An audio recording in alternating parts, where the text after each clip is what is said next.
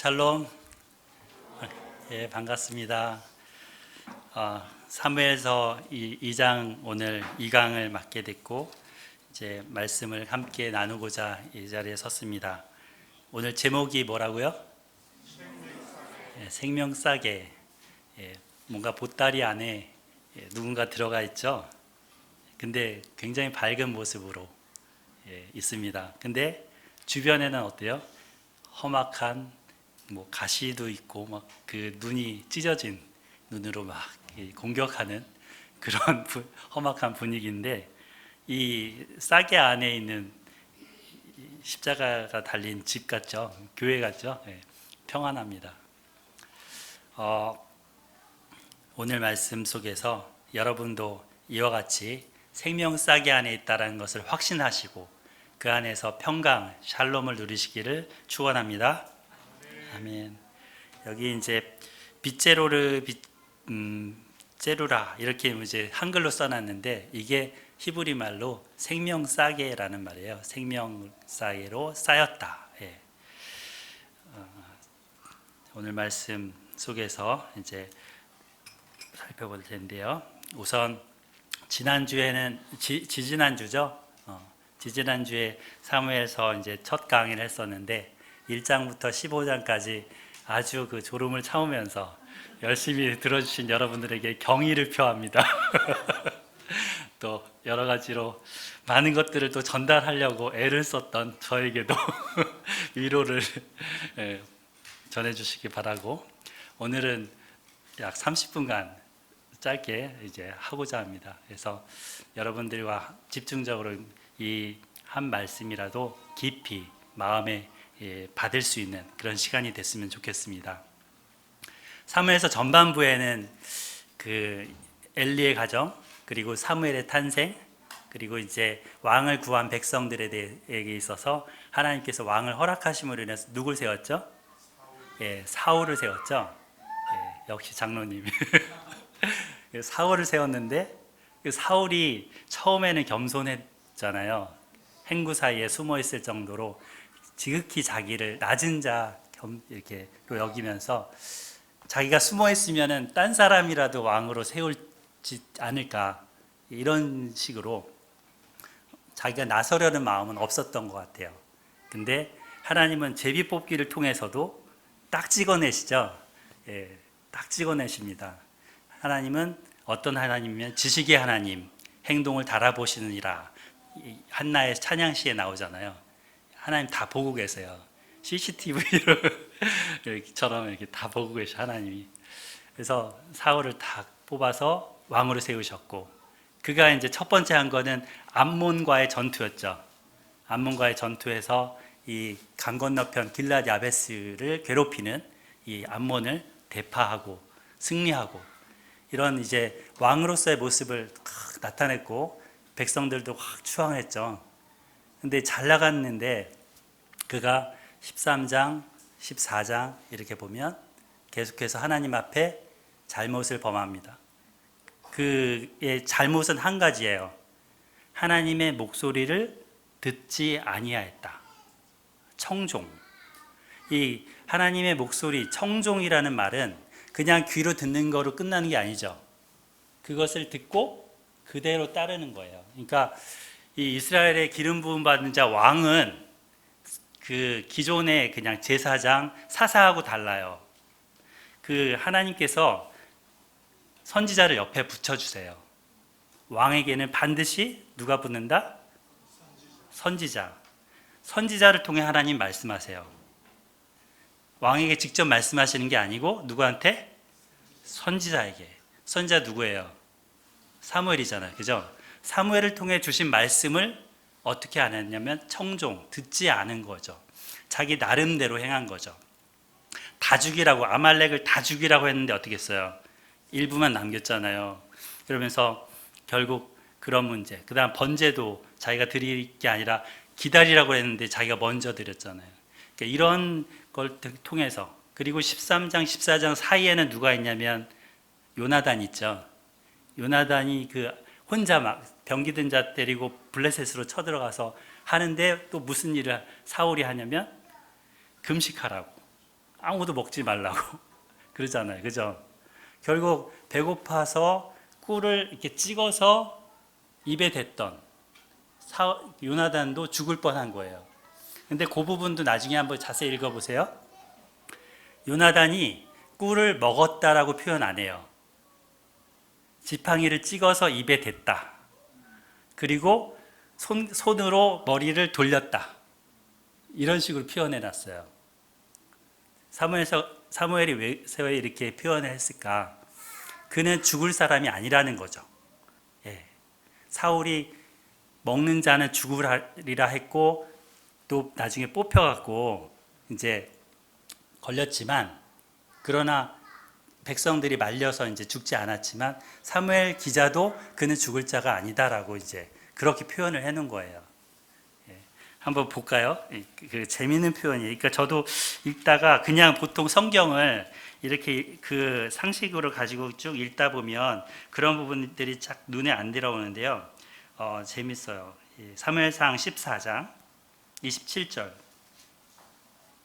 요나단은 그의 아버지가 백성에게 맹세하여 명령할 때에 듣지 못하였으므로 손에 가진 지팡이 끝을 내밀어 벌집에 꿀을 찍고 그의 손을 돌려 입에 대매 눈이 밝아졌더라.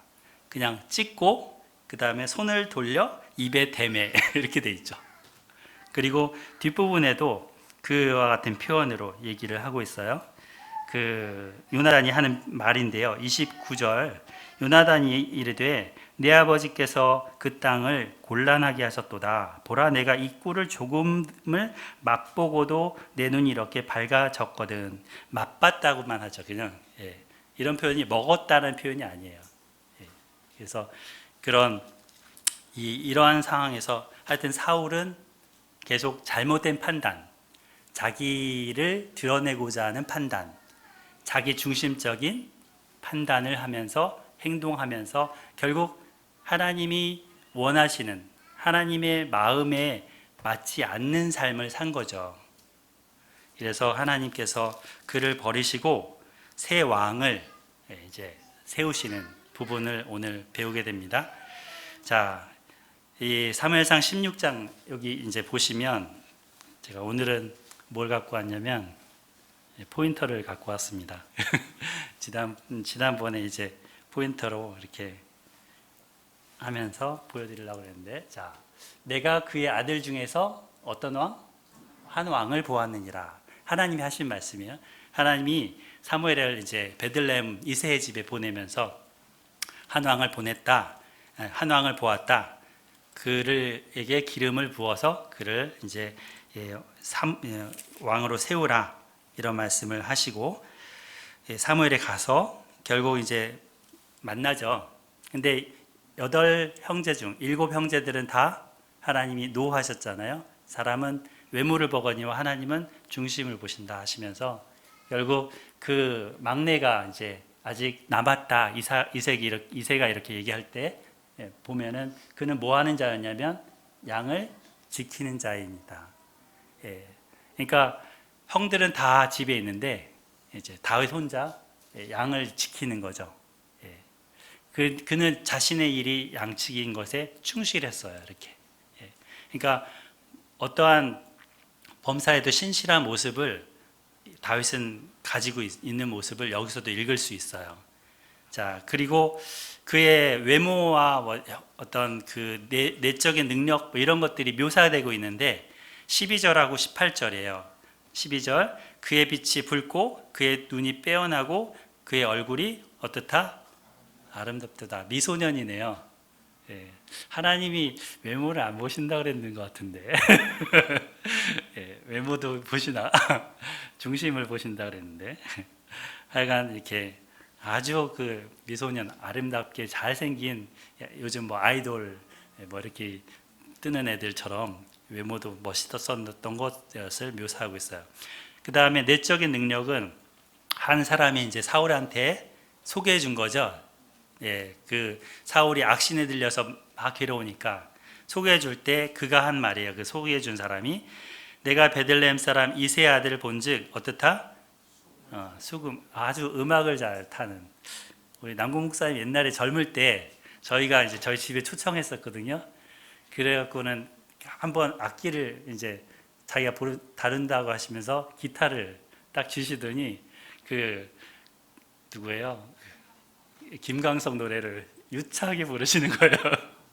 검은 바람 이렇게 그 노래를 이렇게 막 타시는 걸 보면 매력에 빠졌었는데 한때 이 다윗도 굉장히 수금을 잘 타는 기타 같은 거죠. 수금이 그죠? 그래서 직접 작곡도 하고 작사도 하는 그런 능력이 탁월했어요. 그래서 우리 시편에 보면은 다윗의 시들이잖아요, 그죠? 그리고 용기와 무용과 구변이 있는 준수한 자다. 말을 잘했던 거죠. 그리고 무용이라는 거가 뭘까요? 아니요. 이 싸울 무자.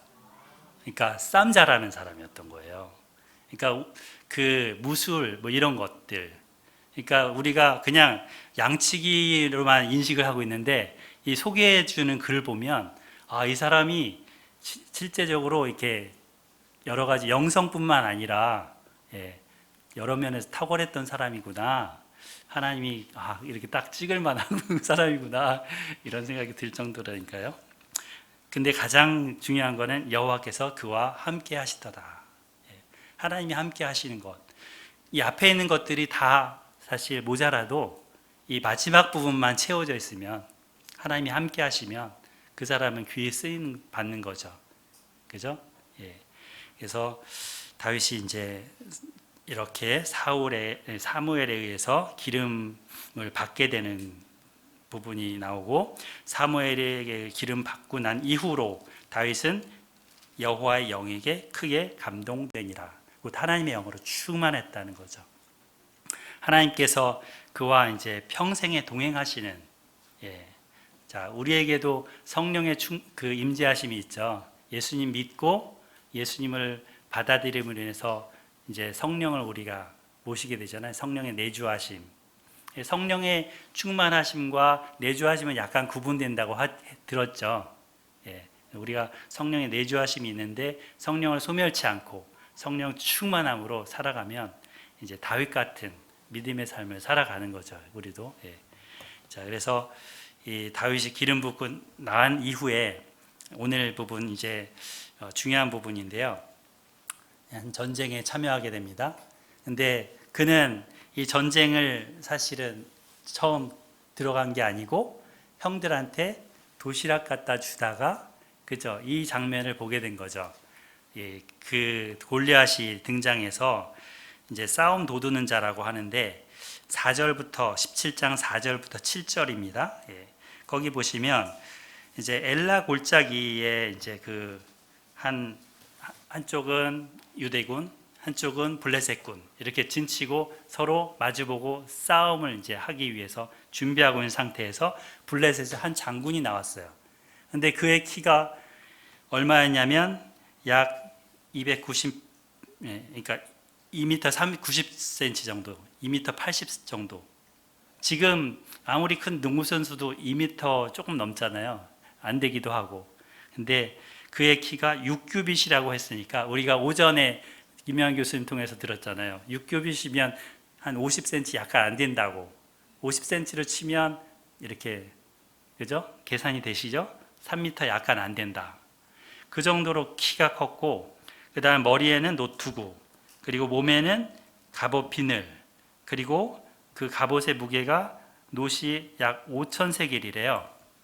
5,000세겔이면 55kg짜리 사람을 메고 있는 거예요. 갑옷 자체가 55kg. 그러니까 사람 하나를 업고 있는 상태. 거기다가 그 창의 자루는 배틀채 같고 배를 이렇게 짜는 틀채 있죠. 그런 것 같고 창날은 철 600세겔 곧 이것도 한 6kg 정도 되는 거예요. 그러니까 창날 자체가 이제 뭐 관우나 장비처럼 이 큰 청룡도처럼 그런 무게가 나가는 그거보다 더 나갔겠죠. 그런 걸 들고 거기다가 이제 방패 든 자가 또 앞서 한 명 있고 그러면서 호령을 하면서 막 이제 누구든지 나와라. 나를 죽이면 우리가 니네 종이 되고 니네 중에 누가 나와서 니네가 죽으면 너희가 우리 종이다. 이런 식으로 싸움을 붙이는 거죠. 밥 먹고 나와서 하는 게 이거예요. 그죠? 40일이면 한 달이 넘잖아요. 예. 근데 이스라엘의 군에서는 잠잠해. 그 용맹했던 사울마저도 조용해. 그 앞서 14장에 있었던 요나단마저도 여기는 어디 갔는지 잘 알 수가 없을 정도로. 예. 그리고 이제 다윗의 형들도 전쟁터에 나갔지만 못 나가고 있고. 그러면서 이제 군인들은 막 도망가는 사람들은 왕이 만약에 쟤를 죽이면 뭘 준다? 세금도 감면해주고 사위도 삼고 뭐 하여튼 다 준다라고 약속했다라고 하는 거죠. 그죠? 예.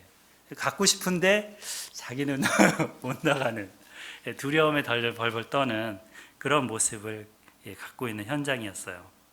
이때 다윗이 이 말을 듣고 이제 이 본인이 하는 말이 있는데요. 10절 한번 볼까요? 자, 10절이 아니라 12절이죠. 12절. 다윗이 소개되고 있죠. 다윗은 유다 베들레헴 에브라 사람 이세라 하는 사람의 아들이었는데 하면서 등장하고 있죠. 8아들 중에 있었고 그 14절에 보면 막내라 했죠. 막내라. 그 다음에 이 블레셋 사람이 40일을 아침 저녁으로 나와서 몸을 나타냈는데 이제 그 아들 다윗을 일단 아버지가 보냈다, 이런 말씀이 쭉 언급이 되고요. 그리고 쭉 넘어가서 25절에 보면 이스라엘 사람들이 다윗한테 이제 왕이 뭘 주겠다라는 식으로 얘기를 했다는 거죠. 재물도 주고 딸도 주고 또 세금도 면제해 주겠다, 뭐 이런 약속을 했다는 얘기를 들려줍니다. 그러나 다윗의 그 마음에는 이게 관심이 아니에요.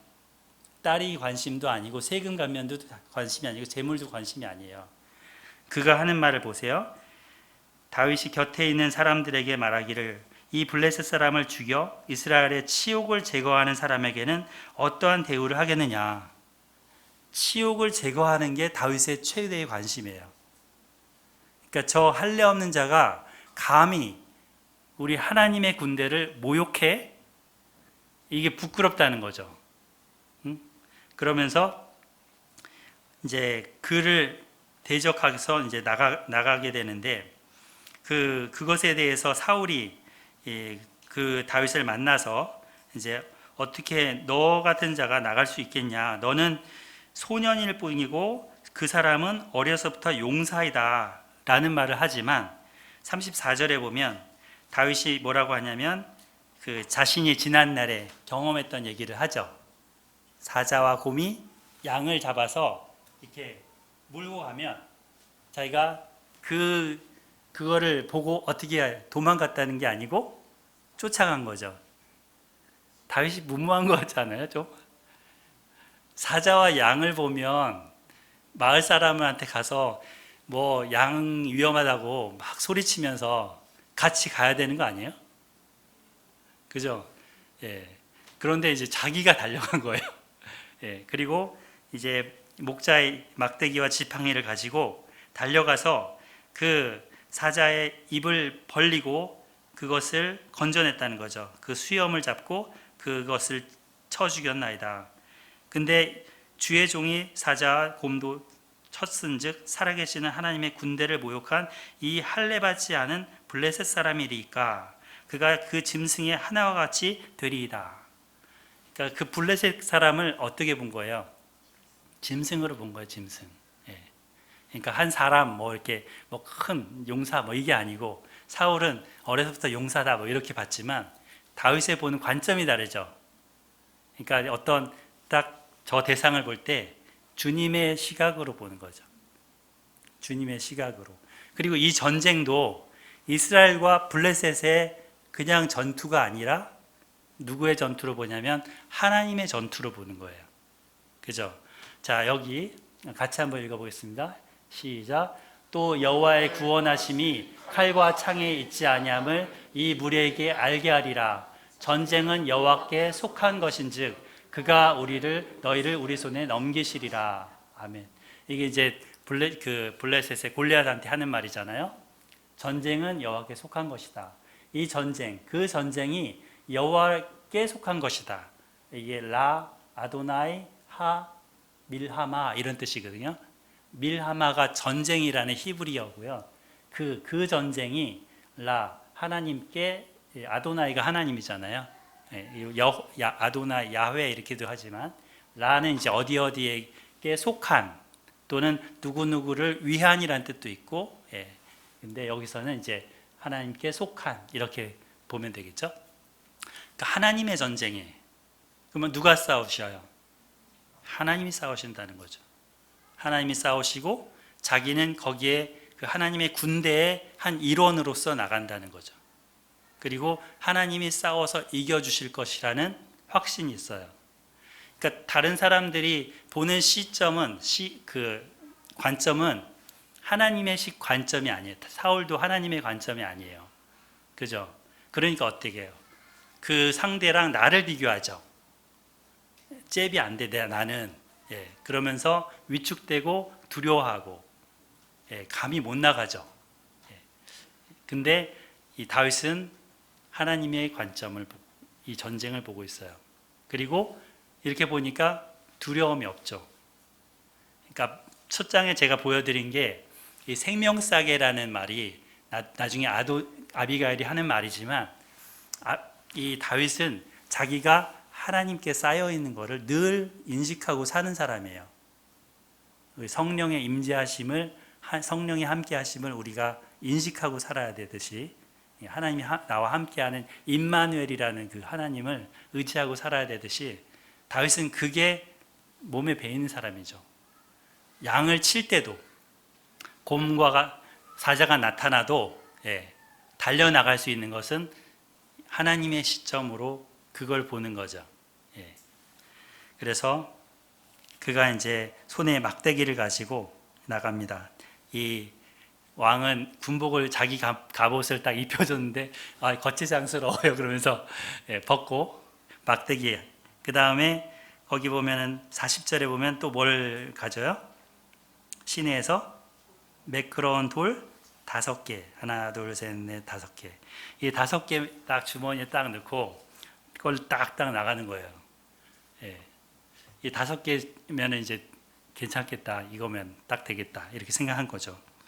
그러니까 이제 블레셋 사람이 다윗을 업신여기면서 나를 개로 여기냐 이렇게 하면서 이제 막대기 하나 가지고 나온다고 얘기를 하는데, 서로 내가 너를 공중의 새와 짐승들한테 내어주겠다.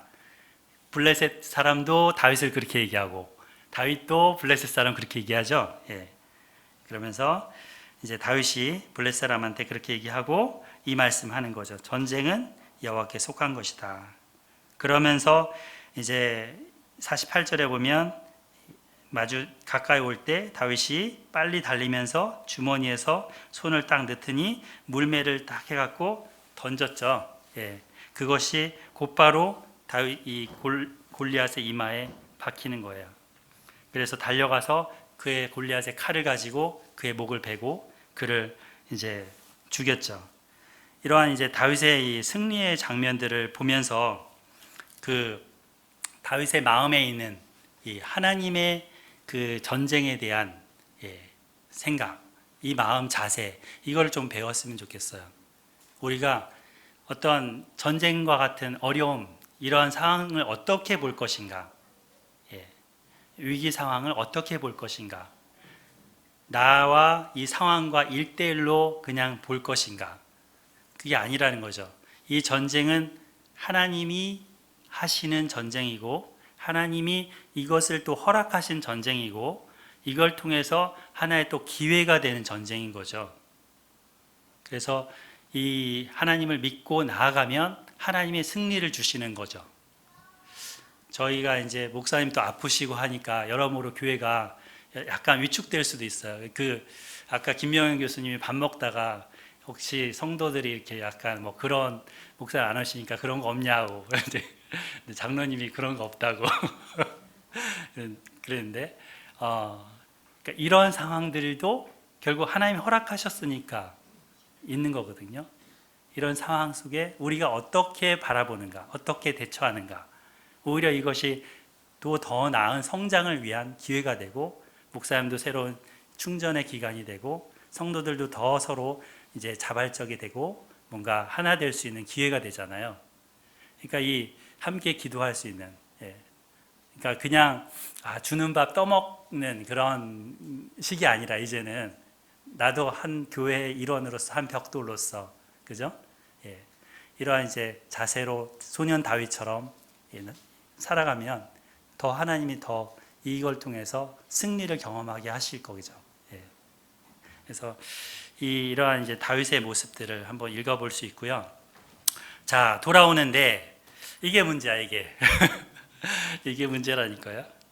그 불행의 노래, 불행을 만든 노래. 자, 그 여인들이 뛰놀면서 노래하여 이르되, 굉장히 경사스러운 거잖아요. 전쟁을 이겼잖아. 이 블레셋의 그 강한 골리앗을 치고 이겼잖아요. 사울 왕이 선두죠, 사실. 사울 왕이 선두고 다윗은 거기 한 병사로서 이긴 거죠. 근데 이제 여인들이 이 말 하죠. 사울이 죽인 자는 어떻다? 천천히요. 다윗이 죽은 자는 만만이다. 비교하고 있죠. 사울이 죽인 자는 천천히요. 다윗이 죽인 자는 만만이다. 사울이 그 말에 불쾌하여 심히 노하여 이르되, 너희 다윗에게는 만만을 돌리고 내게는 천천만 돌리니 그가 더 얻을 것이 나라 말고 무엇이냐 하고, 그날 후로 사울이 다윗을 주목하였더라. 이 주목하는 게 좋은 뜻으로 주목한 거 아니겠죠? 그러니까 사실 이렇게 째려보잖아요, 그죠? 다윗이 막 만세 만세 하면서 하나님 만세 막 찬양 할렐루야 막 하고 막 이랬는데, 여인들은 막 다윗을 부추겨 세우는 것 같고, 자기는 이제 2인자로 밀려나는 것 같고, 이제는 자기의 세대는 가고 다윗의 세대가 오는구나, 이런 위기감을 느끼면서 사울이 시기하는 거예요. 시기하는데 달리 생각할 수 있잖아요. 이것도 제가 자꾸 시점 얘기를 하고 있어요. 전쟁도 방금 얘기했듯이 이것도 사울이 이렇게 생각 안 할 수 있죠. 사실은 공이 다윗에게 돌아가고 있지만, 그런 다윗 같은 장군들이 많이 생기면 어떻게 돼요? 이 사울의 이 통치하는 나라가 더 강성해지고, 뭐 암몬뿐만이겠어요? 이집트도 치고, 그죠? 블레셋뿐만 아니라 더 강력한 이런 세력이 될 거 아니에요, 그죠? 그러니까 그런 사람들을 더 세워가는 것에 대해서 감사하고, 오히려 그런 사람들이 더 설 수 있도록 격려해주고 그럴 수 있잖아요. 근데 사울이 안 그랬다는 거예요. 여기서부터 그가 이제 계속 다윗과 갈등 관계가 되는 거죠. 근데 다윗은 전혀 사울을 미워할 생각도 없었어요. 경쟁할 생각도 없었어요. 자, 그래서 자, 이제 그 다음 날, 여기 보시면 그 다음 날이라 그래, 이튿날. 자, 요 말씀이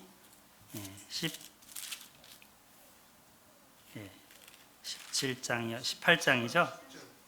18장 10절. 10절에 보면 그 이튿날 이렇게 나오죠. 그 다음 날부터 이제 머리가 아프고 왠지 막 소화도 안 되고 잠도 안 오고 막 신경질만 나고 짜증만 나고 막 입에서는 막 이 욕설이 나오고 여기 배알이 꼴리고 이런 거예요. 배알이 꼴린다는 표현이 적절하네요. 그래갖고는 그 악신이 사울에게 힘있게 내리니까 이 집안에서 정신없이 떠들어댔다 그러죠. 막 온갖 이 말을 하는 거죠. 그때 이제 다윗이 평일과 같이 손으로 수금을 타는데, 이전에 이제 골리앗 전쟁 이전에 불려와서 수금 타는 자였었어요, 그죠? 이게 더 커진 거예요. 사울에게 있어서 뭔가 힘든 게, 그죠? 악신에 시달리는 게. 이때 사울이 손에 창이 있는데 그걸 가지고 어떻게 해요? 던졌죠. 예. 하마터면 맞을 뻔했네요. 예. 2번 던졌는데 또 피했어요. 그죠? 예. 자, 근데 이렇게 피하면서, 자, 여기 보세요. 18장 12절. 자, 조시는 분 있어요? 없죠?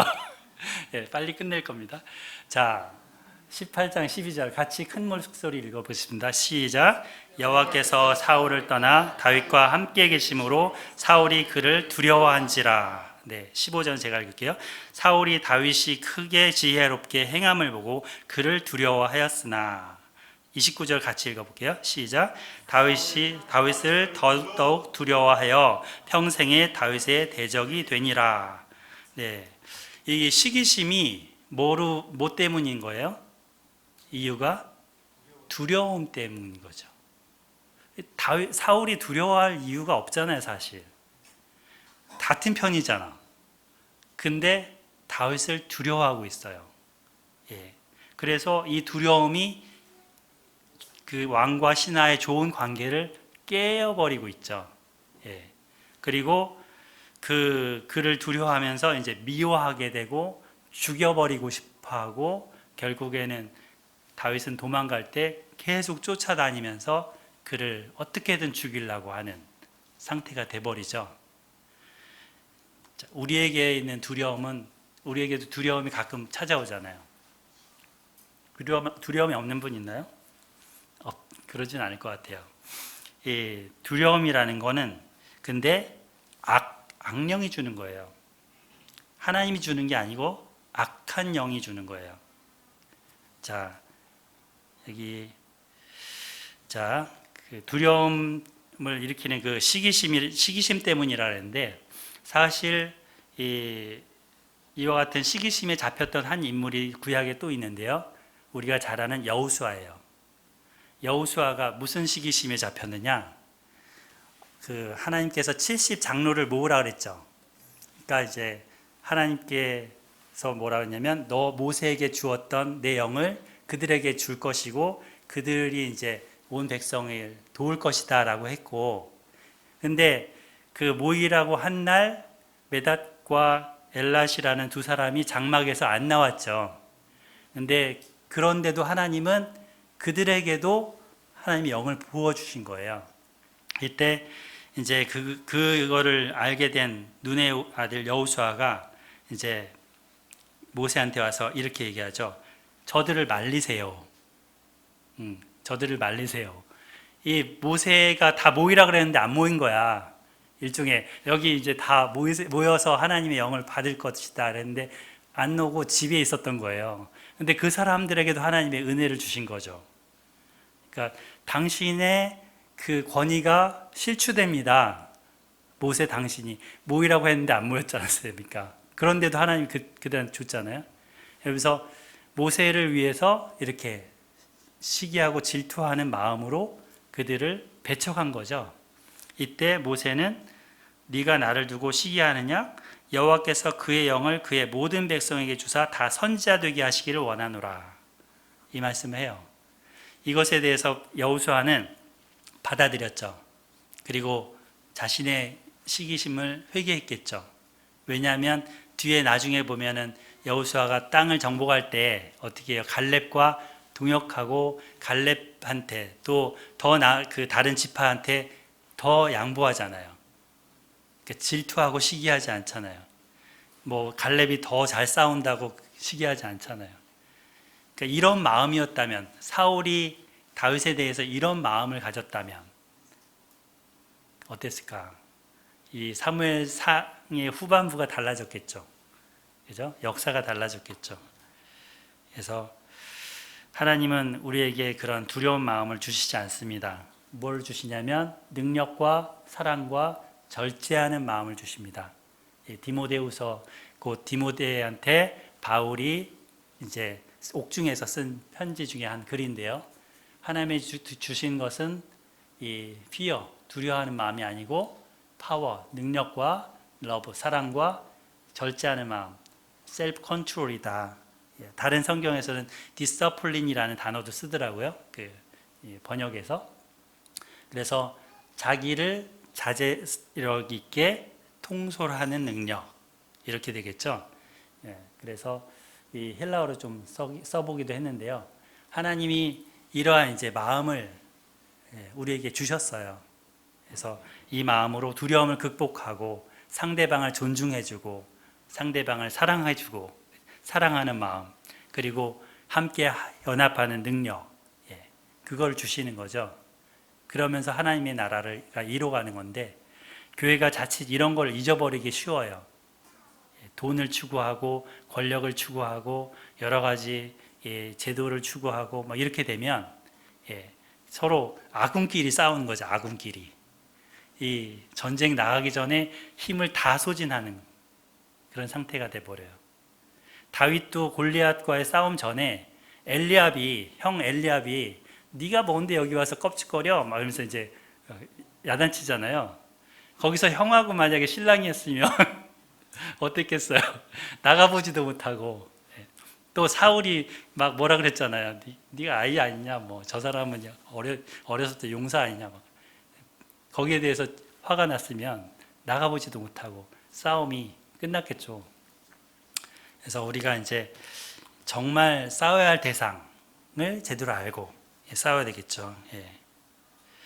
자, 이 두 번째 주제입니다. 두 번째 주제는 이제 다윗이 사울에게 쫓겨 다니게 되죠. 그러면서 배고파 갖고 이제 굶주릴 때 저기 제사장한테 가서 진설병을 얻어먹기도 하고, 그죠? 다 골리앗의 칼을 가지고 아기스 왕한테 투항했다가 거기서 이제 또 노래가 거기서 또 사람들이 다 기억해. 사울의 죽인 자는 천천히고 다윗의 죽인 자는 만만이라고 했는데 걔가 왔네.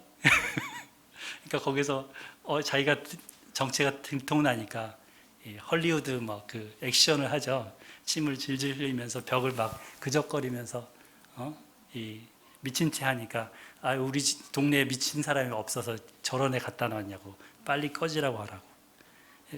살았다고 이제 또 그리고 이제 또 그 아둘람 굴이라는 데 또 들어가죠. 근데 이제 환난 당한 자, 근심한 자, 빚진 자 다 또 다윗한테 몰려들잖아요. 이런 도망 생활을 막 해요. 하다가 사람들이 한 400명, 600명 이렇게 사람들이 다윗에게 모여들죠. 근데 그들을 먹이려면 어떻게 해야 돼? 음식이 있어야 되는데 먹일 게 별로 없잖아요. 근데 그 당시 이제 마온이라는 황무지, 갈멜 광야 같은 마온 황무지에 이제 다윗 군들이 쭉 다윗과 그 무리들이 있었는데 그 지역에 있는 부자인 사람의 양을 이제 그 털 깎는다는 소리를 들었죠. 그리고 나서 이제 좀 잔치하는 날이니까 잔치하는 날을 좀 나눠주잖아, 퍼주고. 그러니까 좀 이제 먹을 걸 얻어오라고 10명 소년을 보내서 얻어오라고 했는데 이 갈멜이 그 나발이 미련한 자라는 뜻이에요. 히브리 말로. 이름 자체도 미련한 자, 어리석은 자. 그 나발이 이제 다윗이 어디서 빌어먹다가 주인을 집에서 도망 나온 종들이 많다는데 그런 무슨 무지렁이 같은 놈한테 내 거를 주냐는 식으로 욕설을 해대면서 배척을 하잖아요. 그러니까 이제 다윗이 그 말 듣고 자 칼을 다 차 하고는 400명이 이제 칼 차고 이제 죽일 기세로 나아갑니다. 그때 그 말을 종을 통해서 듣게 된 그 나발의 부인 누구? 아비가일. 아비가일 이름 뜻을 찾아보니까 아비는 아버지, 가일은 기쁨 이런 뜻이에요. 그러니까 내 아버지는 기쁨이다 이런 뜻이더라고요. 이름이 이쁘죠? 그 아비가일이 이제 먹을 거를 한참 챙겨왔고 다윗을 맞으러 나왔어요. 그리고 나서 다윗에게 이제 자신이 그 어떤 처지를 얘기하면서 간구하는 장면이 오늘 같이 읽는 본문입니다. 한번 같이 보겠습니다. 25장이죠. 24장 이후에 25장 이 부분인데요. 자, 24절부터 어디까지냐면 31절까지. 예, 굉장히 길죠.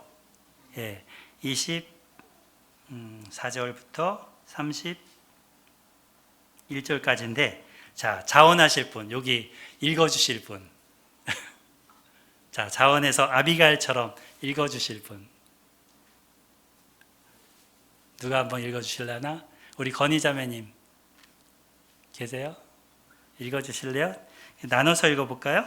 네, 24절부터 저기 26절까지만 읽어주세요.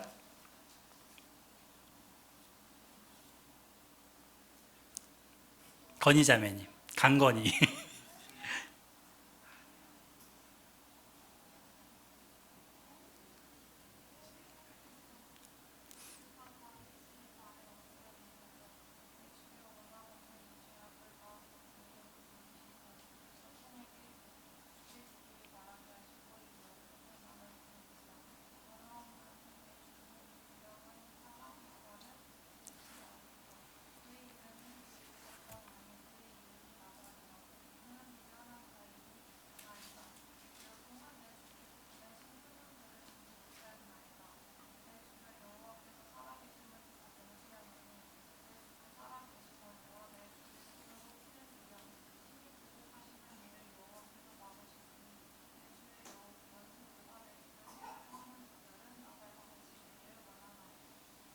네, 감사합니다. 그 뒤에 27절부터 그리 거기 31절까지 그 앞에 계신 자매님. 네, 아시죠? 누군지?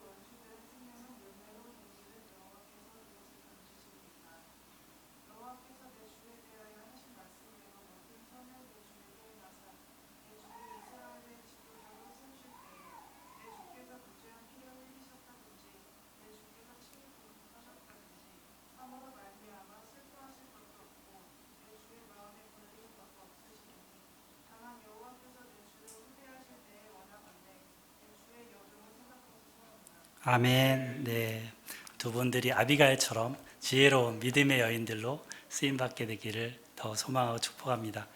그 아비가일의 이 말들을 보면 사실 자기 남편 살리려고 한 말이에요. 근데 자기 남편 약간 깎아내리죠.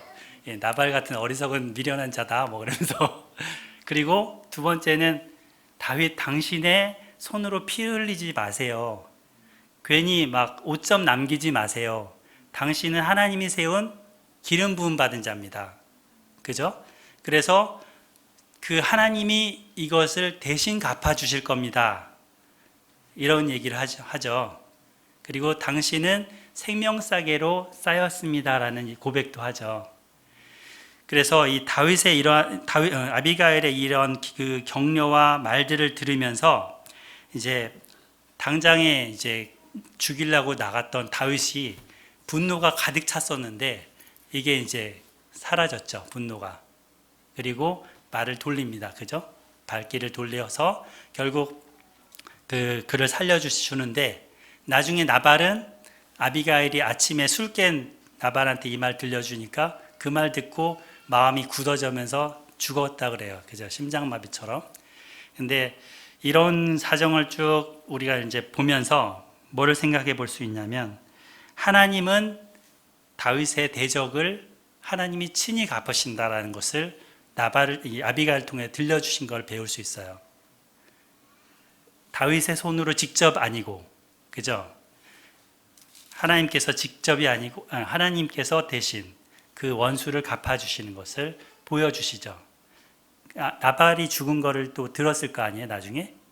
그 앞장에 보면 이 24장에 보면 그 사울이 이제 딱 동굴 엔게디 광야에 있을 때, 굴 속에 딱 들어왔을 때 그를 죽일 기회가 있었는데 다윗이 어떻게 하냐면 이 24장 4절에 보면 사울의 겉옷자락을 가만히 뱉다라고 나와요. 그리고 이제 그리한 후에 마음이 찔렸고 그러면서 내 손으로 여호와의 기름 부음을 받은 내 주를 치는 것이 쓴 여호와께서 금하시는 것이니 하면서 그런 고백도 하거든요. 그러나 여전히 다윗의 마음에는 분노가 있어요. 그죠? 분노감이 있고 이런 것들을 스스로 어찌하지 못하는 부분들도 있는 거예요. 그런데 이게 정리가 되는 거죠.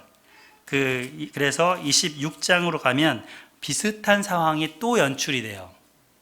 그래서 거기 보면 10광야에 있을 때, 하길라 길가에 있을 때 이제 또다시 사울과 마주치게 되는데 그때 아비새와 같이 그 진중에 들어가죠. 들어가서 거기서 창과 물병을 가지고 나와요. 근데 아비새는 원래 죽이려고 했잖아. 그러나 다윗은 말렸죠. 그러면서 그 10절 보세요. 26장 10절 같이 한번 읽어보겠습니다. 시작. 다윗이 또 이르되 여호와께서 살아계심을 두고 맹세하노니 여호와께서 그를 치시리니 혹은 죽을 날이 이르거나 혹은 전장에 나가서 망하리라. 내가 손을 들어 여호와의 기름 부음 받은 자를 치는 것을 여호와께서 금하시나니 너는 그의 머리 곁에 있는 창과 물병만 가지고 가자. 네. 그래서 다윗은 이러한 이 아비가일의 그 고백 속에서 하나님이 자기를 보호하고 계시고 하나님이 이러한 그 가운데 하나님이 친히 싸우신다라는 것을 더 알게 되고 확신하게 되고 의지하게 되는 거죠. 다윗의 시에는 사실은 사울은 이 미움과 시기심으로 계속 그를 쫓아다니면서 그를 죽이려고 하는데 다윗은 사실 이걸 왜 받아야 되는지, 이런 상황을 왜 겪어야 되는지 이해가 안 갔을 거예요. 내가 뭘 했길래, 내가 뭘 잘못했길래 왕이 나를 이토록 미워하고 죽이려고 하는지.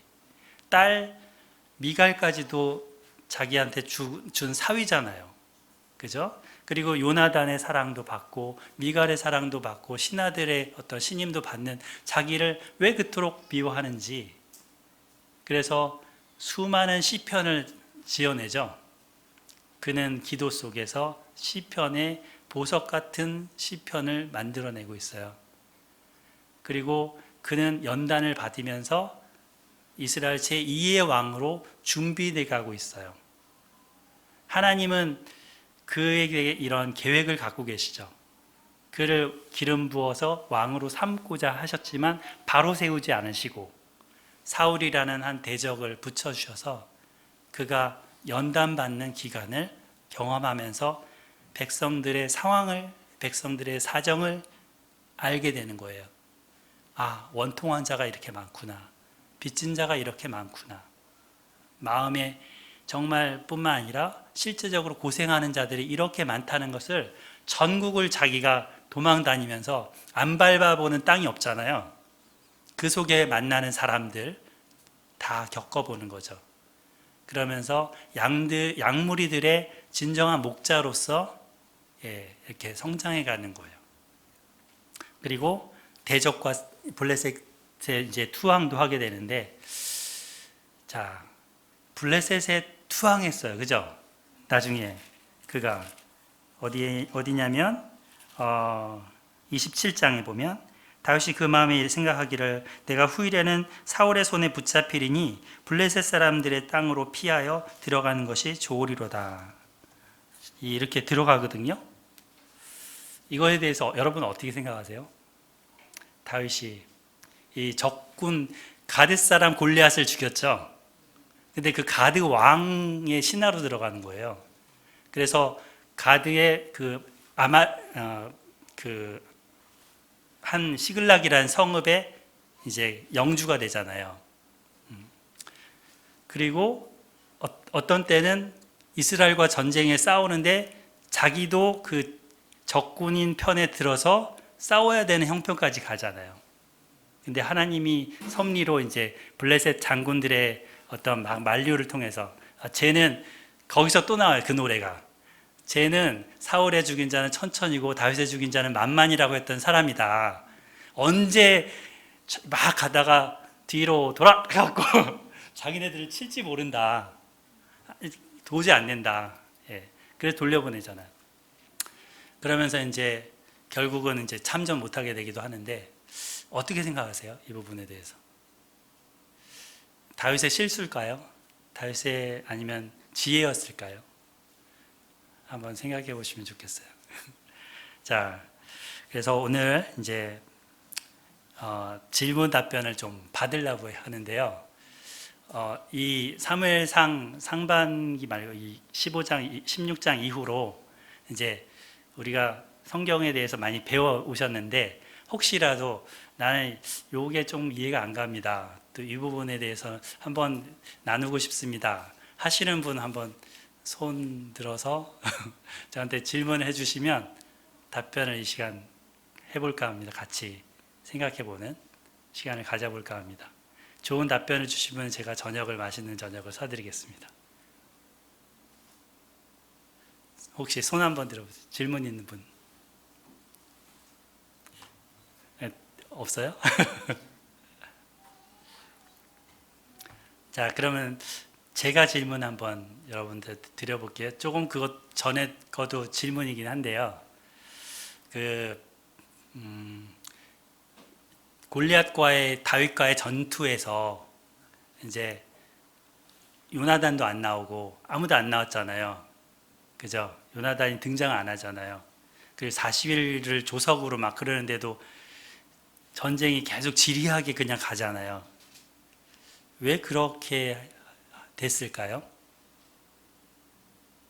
제 질문 이해가 가시나? 네. 그 블레셋과의 이 골리앗과의 싸움에서 요나단은 어디 가서 왜 안 나타났을까? 성경은 왜 요나단에 대해서 기록 안 하고 있을까? 그런 질문 한번 가져봤는데 여러분 어떻게 생각하세요?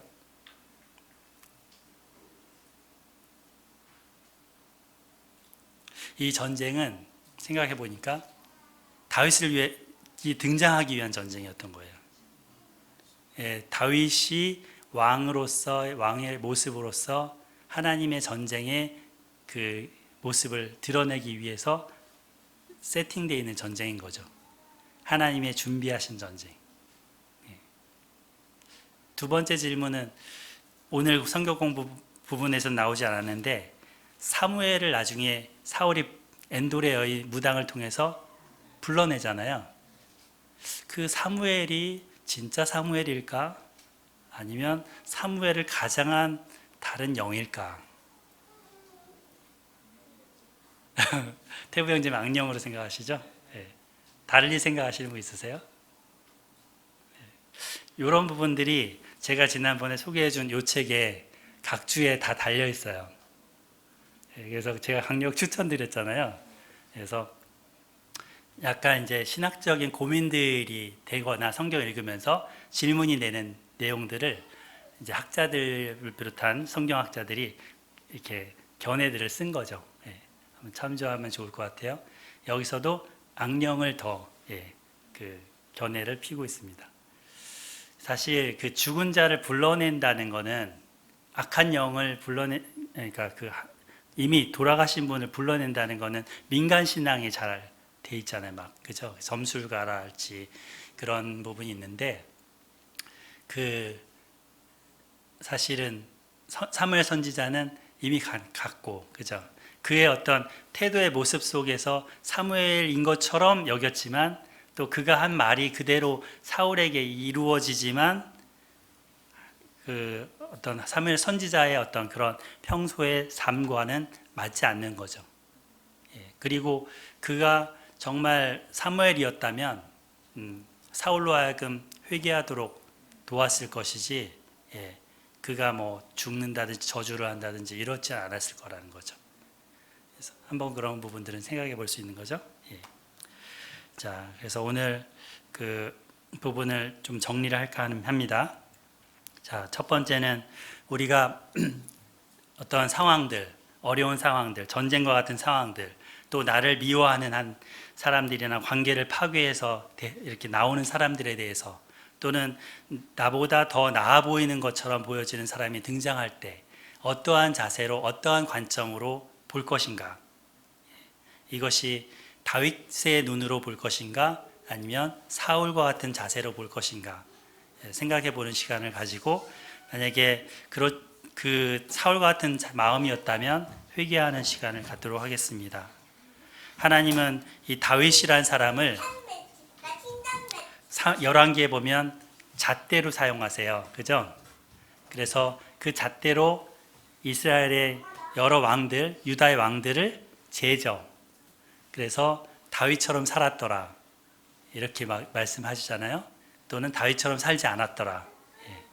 그래서 그 다윗이처럼 살았다는 것이 무엇인지, 여러분들이 다시 한번 이 사무엘서를 읽어가면서 깊이 생각해보고 우리한테 적용을 했으면 좋겠습니다. 이 시간 기도하는 시간을 갖겠습니다. 하나님께서 오늘 이제 생명사계로 다윗을 보호하시고 또 그를 그의 원수 되었던 자들을 하나님께서 친히 보복하신다는 것을 보여주셨습니다. 또 하나님께서 또 이 다윗의 마음에도 그러한 믿음을 심어 가시는 것을 보게 되었습니다. 무엇보다도 블레셋과의 전투에 있어서도 하나님께서 속한 전쟁이고 하나님의 싸움을 싸운다라는 것을 다윗 스스로 고백하면서 나아가는 것을 배웠습니다.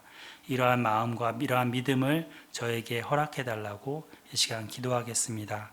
또한 특별히 우리 마음에 두려운 마음, 시기하는 마음 있다면 회개하고 정말 하나님께서 또 주시는 마음, 그 능력과 사랑과 근신하는 마음으로 채워달라고 그렇게 기도하는 시간 갖겠습니다. 기도하겠습니다.